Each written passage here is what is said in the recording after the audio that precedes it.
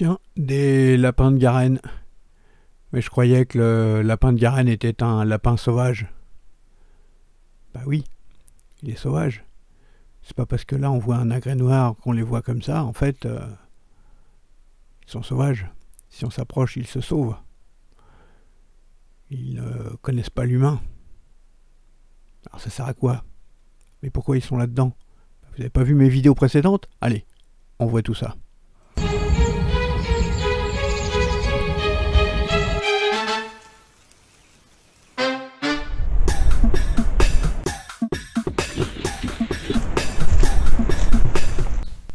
Bonjour les amis, voici la 4e vidéo de mon aventure sur les lapins de Garenne.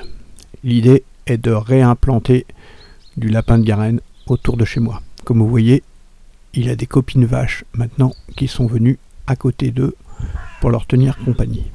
Mais avant d'aller plus loin et avant d'oublier, un petit clic sur le like, on s'abonne si c'est pas fait, et puis la petite clochette, comme ça vous serez averti dès que je sors une nouvelle vidéo.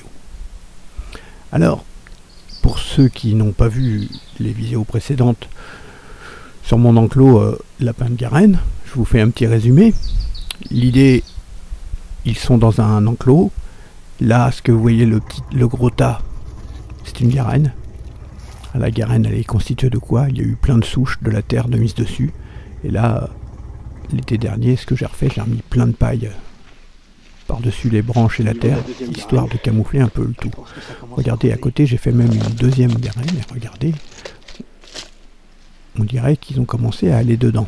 Alors, sur la deuxième, ce que je vais appeler la mini-garenne, il n'y a pas de souche, hein, il n'y a eu que des branches de vis. Alors que là, il y a plein de souches et de la terre.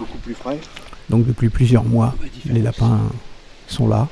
Il y en a eu 7 demi, mais je pense que il n'était plus que 6 et qu'il y en a un qui s'est sauvé dès le départ.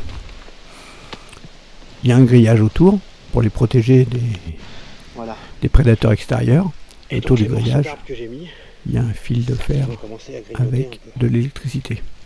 Regardez, là j'avais mis des branches, et les branches en fait, ce sont des rongeurs, les lapins, et ben ils ont grignoté les branches. Alors ça dépend des bois, hein. Il y a des bois qui aiment bien grignoter, et d'autres non. Donc je disais qu'à l'extérieur il y a du courant électrique pour éviter que les chats, les fouines, les renards ne puissent venir les manger. Là j'ai fait une petite saline. Alors elle est quand même surdimensionnée, elle est très grosse par rapport à pour des lapins. Mais si vous suivez mes vidéos, vous avez vu qu'avec mes salines, il y a des écureuils qui viennent, des lièvres. Donc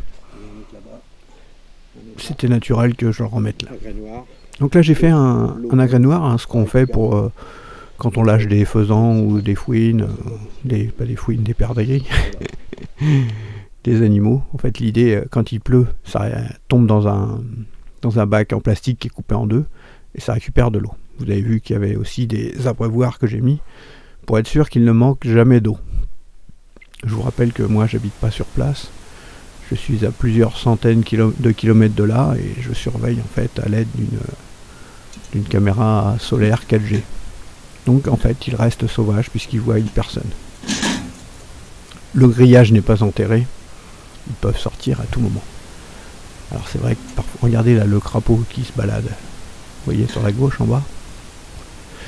Le grillage n'est pas enterré, donc ils peuvent creuser et se sauver. D'ailleurs, c'est peut-être ce qui va arriver un peu plus tard. Alors, dans la gamelle, parfois, je mets à manger, mais pas tout le temps, tant qu'ils ont à manger. Je mets à manger quand je viens le week-end. Alors, je mets... il y a des graines de maïs, il y a des aliments pour lapins. Sauf que les aliments pour lapins, quand il pleut, quand c'est mouillé, c'est pas terrible. Donc la gamelle, je l'ai mis un peu en hauteur pour éviter que les souris ne sautent dedans, mais ça ne fonctionne pas, elles sautent quand même dedans. Et ils ont très vite pris l'habitude et ils viennent.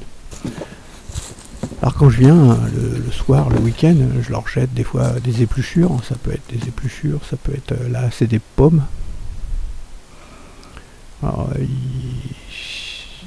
pourquoi? En fait comme ils sont enfermés en dessous, et que je mets une caméra, quand je laisse un peu à manger, ça me permet de pouvoir voir s'ils sont tous là, de pouvoir les compter, sinon impossible de les voir en réel. Vous voyez là, c'est des pommes que j'ai attrapées dans le champ.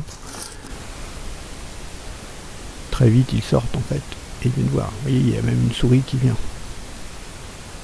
Alors c'est assez rigolo, hein, puisque quand ils viennent au départ, ils sont un peu inquiets de ce que je leur ai mis. Selon ce que je mets, ils vont sentir, ils ne connaissent pas forcément. Du coup, j'observe, je regarde ce qu'ils préfèrent. Manger, non.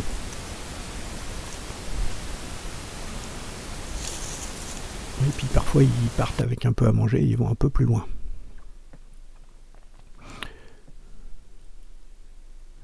Regardez là, on est au petit matin avant que le jour se lève. Avec le tas de ce que j'avais mis a diminué.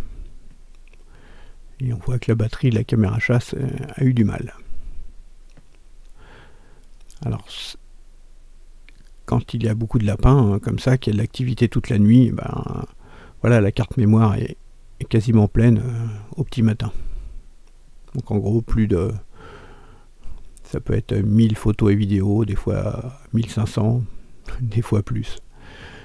Donc les piles ont du mal parfois. Regardez là, ils rentrent dans la garenne, tout doucement. Alors malgré qu'ils sont dans un enclos, vous voyez, ils peuvent courir, gambader, puisque le lapin aime bien jouer et courir. Le lapin vit en communauté. Vous voyez, là j'ai été chercher des grosses herbes, je ne sais pas comment ça s'appelle, hein, que je cueille dehors et que je mets à l'intérieur. Puisque bah oui, hein, comme ils sont à l'intérieur, l'herbe n'a pas le temps de repousser. Donc je leur apporte un peu de nutriments. Je ne sais pas ce que vous en pensez, c'est une bonne idée ou pas. En tout cas, ils aiment. L'idée, hein, c'est vraiment qu'ils se reproduisent et qu'ils arrivent et qui creusent et qui se sauvent. Enfin, qui se sauvent, qui restent bien dans le coin, mais qui restent en protection à l'intérieur de l'enclos. Alors pourquoi j'insiste sur ce point-là? Regardez, là j'ai amené une betterave, hein, c'est les betteraves à sucre. Donc c'est des grosses betteraves. Je pense qu'ils ne connaissaient pas, donc regardez, ils sentent, ils savent pas trop ce que c'est, ils sont un peu inquiets. Bon, l'autre va dans la gamelle, il sait que c'est une valeur sûre, mais les autres sont un peu inquiets. Et je dois dire qu'ils n'ont pas mangé tout de suite la betterave. Alors, elle est grosse, ils ne connaissent pas. Le lendemain, j'ai mis un coup de couteau dedans pour couper une petite tranche, en me disant que comme ça, ils allaient avoir le goût et qu'ils pourraient la manger plus facilement. Et puis, bah oui, après, ils sont très vite devenus accros à la betterave. Alors comme ça leur fait une alimentation variée. Mais bon, c'est une alimentation qu'ils vont plus retrouver après une fois qu'ils seront dehors. Puisque bon, il n'y en a pas de cultivé à l'extérieur. Par contre, quand je mets des pommes, des fois ils attrapent la pomme, ils se sauvent avec. Là, la betterave est beaucoup trop grosse pour partir avec. Imaginez le poids, regardez la taille par rapport au lapin. Alors elle descend quand même bien. Vous voyez là au petit matin la différence. Alors n'hésitez pas à réagir en commentaire. Hein. Dites-moi ce que vous en pensez, ou si c'est une bonne idée ou pas. Si je devrais leur donner autre chose à manger, ou rien leur mettre à manger. Si je devrais carrément ouvrir l'enclos, et puis bah tant pis pour eux si c'est un renard, un blaireau ou un autre prédateur qu'ils attrapent. Vous voyez le rouge-gorge qui vient à côté d'eux. Là ils ont pris des morceaux de betterave, je pense. Vous voyez, encore en pleine nuit, 22h23, bah, voilà, quand j'arrive, c'est le week-end, hop, je leur jette un peu de tout ce que j'ai arraché par terre. Des grandes feuilles que j'ai vues qui mangeaient, qu'ils aimaient bien.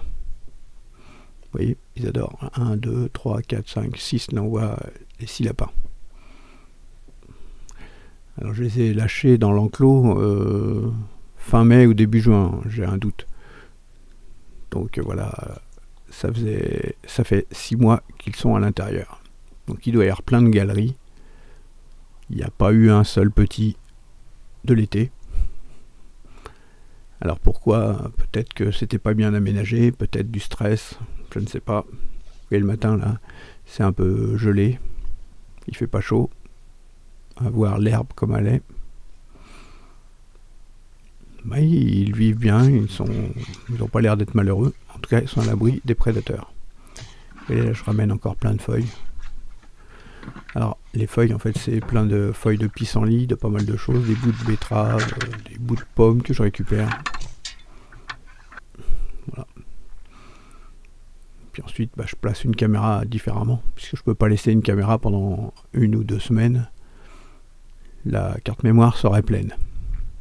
Vous voyez, à chaque fois en fait ils sont inquiets au départ, ils viennent pas directement. Ils sentent de loin, ils restent bien sauvages. Et c'est le but, puisque si je les apprivoisais, ils ne pourraient pas survivre à l'extérieur, puisque à l'extérieur il y a des chats qui rôdent, il y a des renards, des fouines.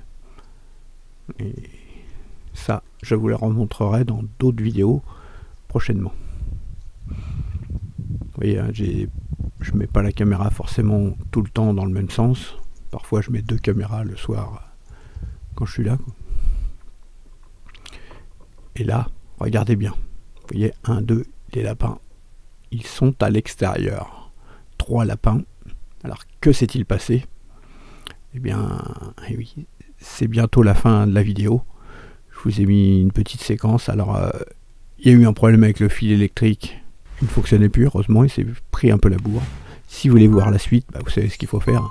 Le petit j'aime, on s'abonne, on clique sur la flèche. Et puis, dans la prochaine vidéo, vous verrez si les lapins survivent à l'extérieur, comment ça se passe, est-ce qu'ils reviennent, est-ce que les prédateurs vont les tuer.